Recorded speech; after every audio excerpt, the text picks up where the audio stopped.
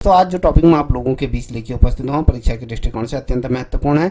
लैंगिक समानता की कानूनी जीत के बारे में आज हम बात करेंगे। तो ये क्या है, ये टॉपिक क्या है? ये टॉपिक आपके पीसीएस और आपके वीडियो और साथ ही आपके लेखपाल या पटवारी में पूछा जा सकता है। आइए शुरुआत करते हैं। देखिए, उत्तराखंड उच्चतम न्यायालय ने एक फैसला सुनाया जिसमें गर्भावस्था के आधार पर महिलाओं को रोजगार देने से इनकार नहीं किया जा सकता है। ये बड़ा ही रोचक ये निर्णय आया था उच्चतम न्यायालय का। उत्तराखंड उच्चतम न्यायालय द्वारा, हाईकोर्ट द्वारा एक डिसीजन दिया गया था। उसमें कहा गया था कि जितने भी गर्भवती अवस्था में जो महिलाएं हैं तो उन महिलाओं को यहाँ पर रोजगार देने से कोई भी इनकार नहीं कर सकता है।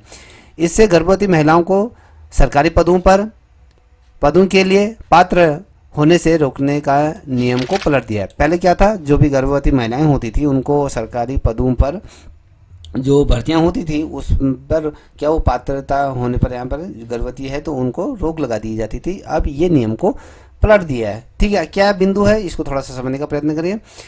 ऐतिहासिक फैसला मीसा उपाध्याय के मामले में प्रेरित था। तो क्वेश्चन पूछा जाएगा, ये जो ऐतिहासिक फैसला आया मीसा ये उपाध्याय के मामले में ये प्रेरित था जिन्हें गर्भावस्था के कारण नर्सिंग अधिकारी के पद पर क्या था उस पर नियुक्ति देने से यहाँ पर क्या कर दिया था, इनकार कर दिया गया था। तो ये बड़ा ही महत्वपूर्ण प्रश्न है, इसको ध्यान में रखिए।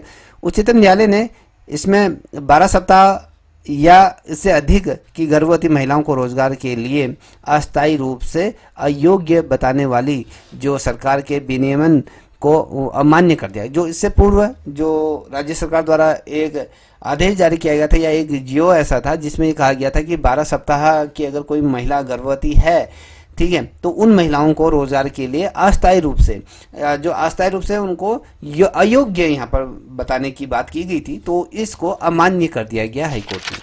और इसमें फिटनेस प्रमाण पत्र की आवश्यकता के साथ साथ प्रसव के 6 सप्ताह बाद एक पंजीकृत चिकित्सा द्वारा मेडिकल जांच भी यहाँ पर अनिवार्य किया गया। ठीक है, मान लीजिए यहाँ पर आपको प्रमाण पत्र देना है कि मैं फिट हूँ एकदम, अब मैं काम करने के लिए एकदम स्वस्थ हूँ। तो उसके लिए उसके बाद क्या है, जैसे आपका प्रसव हो गया है, प्रसव के 6 सप्ताह बाद, देखिए आप जब आपके बच्चे की डिलीवरी हो जाती है उसके 6 सप्ताह बाद आप क्या करोगे, किसी पंजीकृत जो चिकित्सक के द्वारा क्या करेंगे, मेडिकल जाँच कराएंगे और वो ये अनिवार्य किया गया है। तो इस चीज़ को ध्यान में रखिएगा।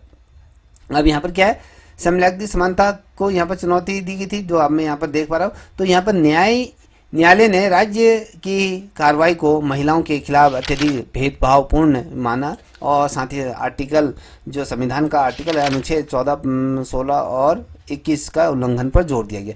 क्वेश्चन पूछा जाएगा कि राज्य सरकार द्वारा जो महिलाओं के प्रति जो अत्यधिक भेदभाव जो पूर्ण माना गया था किस आर्टिकल के अंतर्गत का उल्लंघन कर रहा था। तो आपको बताना आर्टिकल आपका 14 था, 16 था और 19 का ये उल्लंघन था। देखिए आर्टिकल 14 में क्या चीज़ें कही गई हैं इसको थोड़ा ध्यान में देखिएगा। उसमें कहा गया है कि भारत के क्षेत्र के भीतर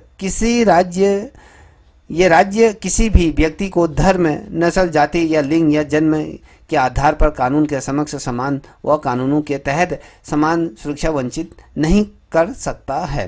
ठीक है, अब यहाँ पर स्पष्ट तौर पर है कि अनुच्छेद 14 में भारत के क्षेत्र के भीतर जो भारत है पूरा, वो राज्य के भीतर राज्य के किसी भी व्यक्ति को धर्म हो या नस्ल हो या उसकी जाति हो या लिंग हो या किस स्थान पर पैदा हुआ है आधार पर कानून के समक्ष समानता या फिर कानून के समक्ष समान सुरक्षा से वंचित नहीं किया जाए। तो बेसिकली अगर हम कहें तो सभी को, वो कोई भी धर्म हो, किसी भी जाति का हो, वो चाहे गोरा हो, काला हो, स्त्री हो, पुरुष हो या फिर अगर हम कहें ट्रांसजेंडर हो, तो उसमें किसी भी प्रकार के भेदभाव। अब यहाँ पर देखिए अनुच्छेद 16 में क्या कहा गया है। अनुच्छेद 16 में कहा गया है कि राज्य के तहत रोजगार के मामलों में सभी नागरिकों के लिए समान अवसर की यहाँ पर समानता होगी।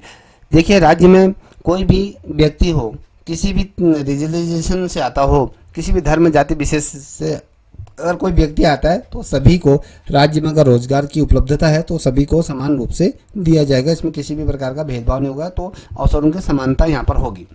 अनुच्छेद 21 में क्या कहता है? ये कहता है कि किसी भी व्यक्ति को विधि द्वारा स्थापित प्रतिक्रिया के अतिरिक्त उसके जीवन और व्यक्ति स्वतंत्रता के अधिकार से वंचित नहीं किया जा सकता। तो यह देखिए, और ये एक ऐसे कार्यस्थलों को बढ़ावा देने के महत्व को रेखांकित करता है जो महिलाओं के प्रजनन विकल्पों का समर्थन करते हैं और उन्हें समायोजित करते हैं, जो सशक्त विकास लक्ष्य 5 सहित यहाँ पर लैंगिक समानता की दिशा में जो व्यापक वैश्विक प्रयासों को कहीं ना कहीं रेखीकृत ये करते हैं। तो बेसिकली आप देखिएगा कि ये जो मामला था ये उत्तराखंड सरकार द्वारा दिया गया था, किसके ये कौन सा नियम को उनको द्वारा पलटा गया था और कौन सी वो महिला थी जिसके पक्ष में ये फैसला दिया गया। तो मीसा उपाध्याय के मामले में ये किया गया था, ठीक है। और ये किस पद पर इन्हें नियुक्ति देने से इनकार कर दिया गया था? तो नर्सिंग अधिकारी के पद पर इन्हें नियुक्ति देने से ये वंचित कर दिया गया। अगर आपको इसकी पीडीएफ चाहिए तो आप मेरे से संपर्क कर सकते हैं, कमेंट कर सकते हैं, तो मैं आपको ये उपलब्ध करा दूंगा, ठीक है। तब तक इतना ही। जय हिंद, जय भारत, जय।